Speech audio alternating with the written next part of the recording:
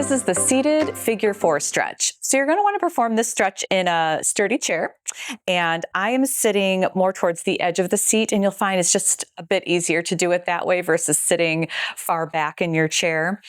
And what we're going to do basically is put one ankle on top of the opposite thigh. So you're going to kind of help it up there if you'd like.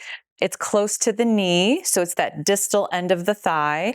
And, let's say you put your leg up here and it is really tight, or it's just pretty uncomfortable, or maybe you're trying to get your leg up here and it's not happening. You can go ahead and slide your opposite foot out a little bit, and that'll lower things down and just make the starting position a little bit more tolerable and comfortable for you. So find that most comfortable start position. And then once you've found it, you're going to be sitting up nice and tall for this. And the stretch is you're going to hinge slightly forwards at the hips. So I'm not doing this at the spine. My spine is staying nice and straight, but at the hips, I'm just hinging forward.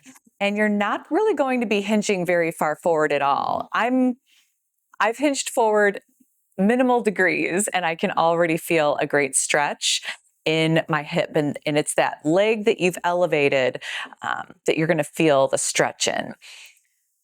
And then relax. Now, let's say you're hinging forward and you start to feel some numbness or tingling going down into this leg.